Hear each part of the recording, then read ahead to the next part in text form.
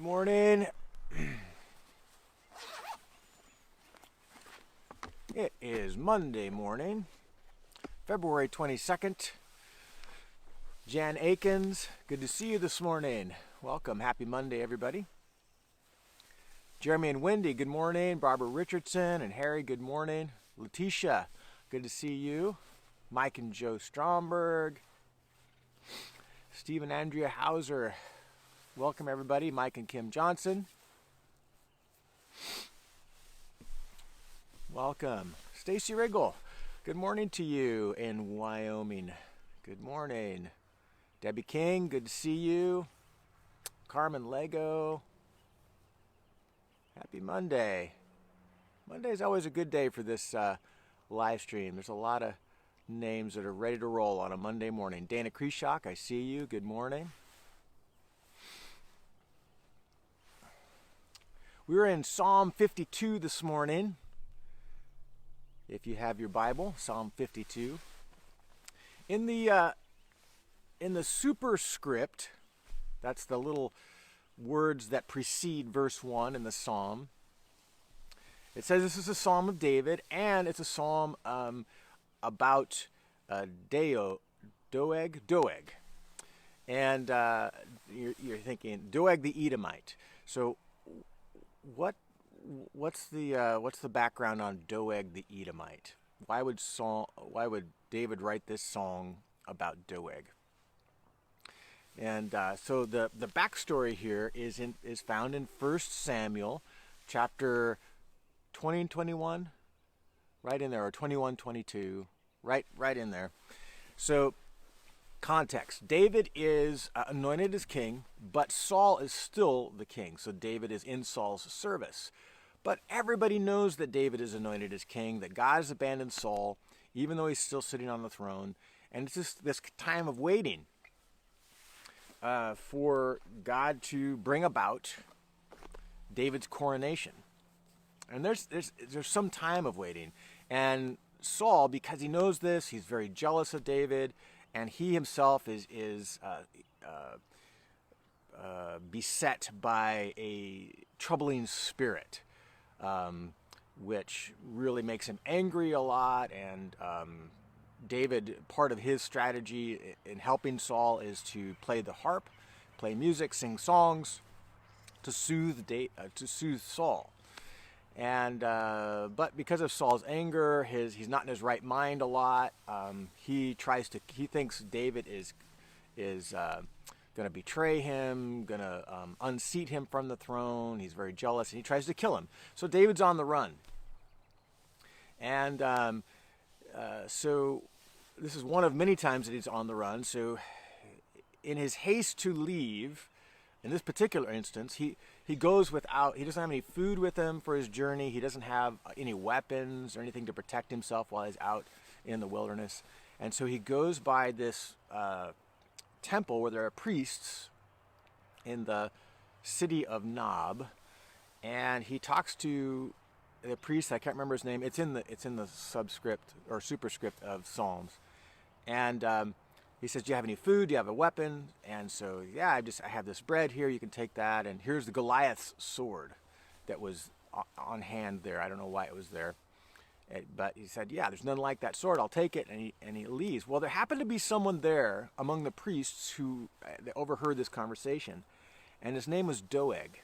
Doeg was the chief herdsman of Saul, who happened to be there at the same time on the king's business. And David saw him there. He actually suspected that Doeg might say something to the king about David's activity, because the king was actively searching for David. So Doeg goes back to Saul. He's in his presence, and Saul is lamenting. He's angry. He's yelling at all of his servants, his guard, and saying, you're all against me, because no one's telling me about where David is, and no one's telling me about where his activities, but I know you know. I know that you know it. You're all against me is kind of where his mindset. And Doeg takes this opportunity to say, well, King Saul, I happen to have seen David very recently. I know that he was recently at Nob, and the priests there gave him bread and gave him the sword of Goliath. And the king was furious, and he said, well, bring those priests here. I want to question them myself. So he does, and he says, you've betrayed me, priests.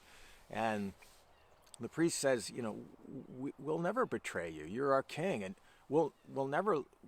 I've interceded for David many times. He is your servant. David would never lift a hand against you. Your jealousy of him and your suspicions of him are unfounded. And they're trying to plead their case. I'm a loyal servant. I've not done anything wrong.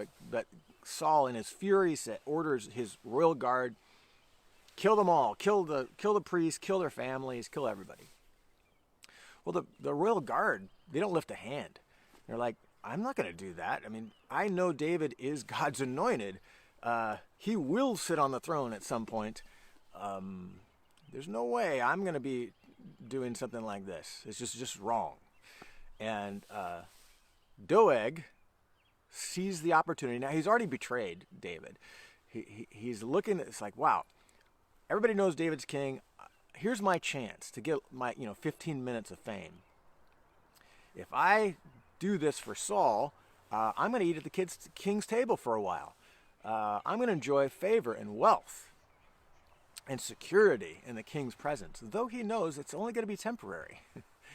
There's going to be some consequences to pay. But Doeg says, I'll do it.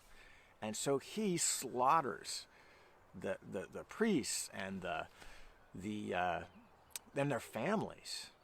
And so David hears about this, and he writes this psalm. So this is the context of Psalm 52. So here he says this in verse 1. Why do you boast of evil, O mighty man? The steadfast love of God endures all the day. So I love this contrast. Why are you boasting as if God's steadfast love somehow is going to falter? I'm going to be anointed king. You're making a bet here. You're making a bed that you're going to lie in that is not going to be rosy. Your tongue plots destruction. You're like a sharp razor. You worker of deceit. You love evil more than good, and lying more than speaking what is right.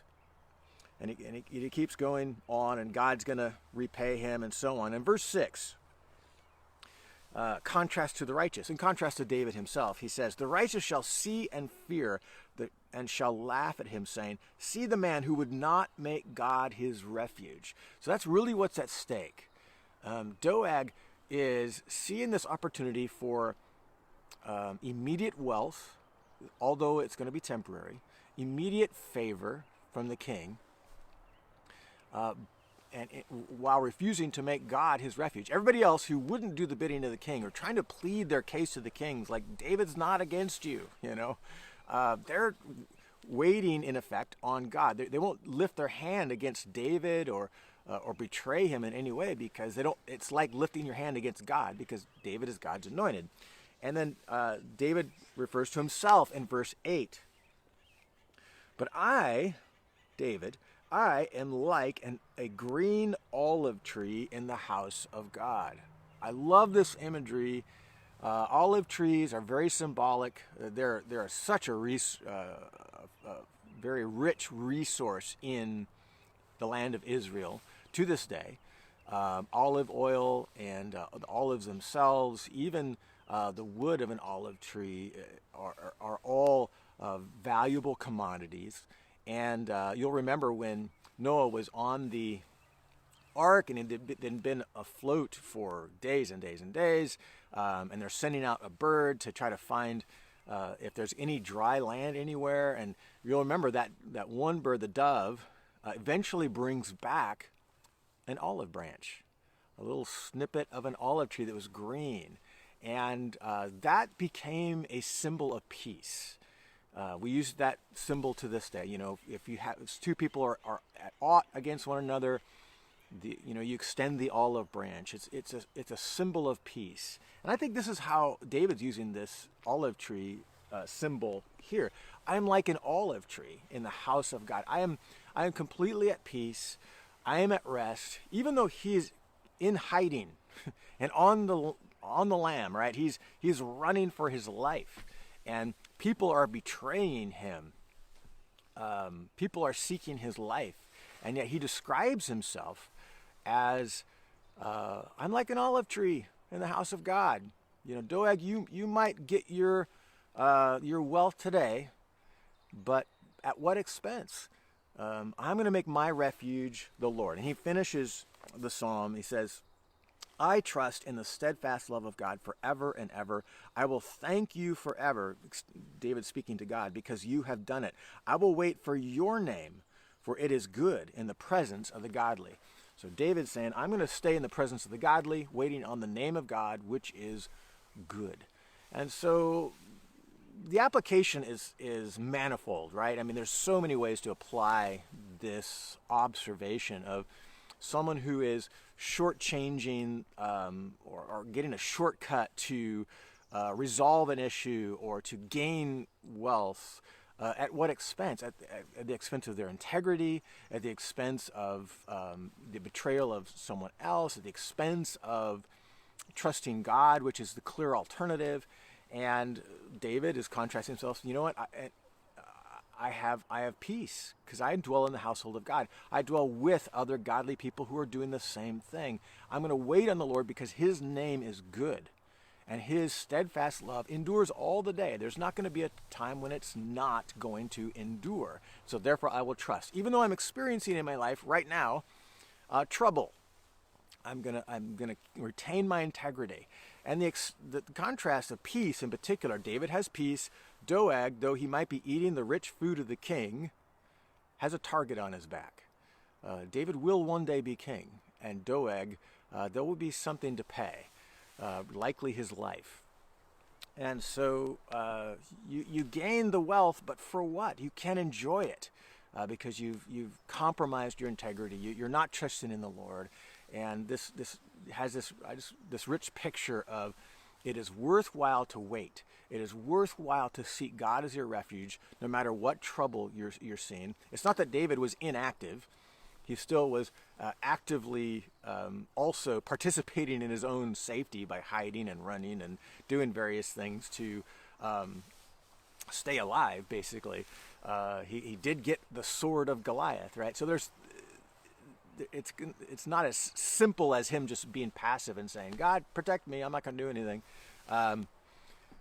But in all those activities, they were all implicit God's trust. He was trusting in God for his entire life, and he would not compromise. He would not lift a hand against Saul. He would not compromise his faith. I will trust, and the result is peace. He retained his integrity. He trusted in the Lord, and the result was peace. And that's my hope for all of us today.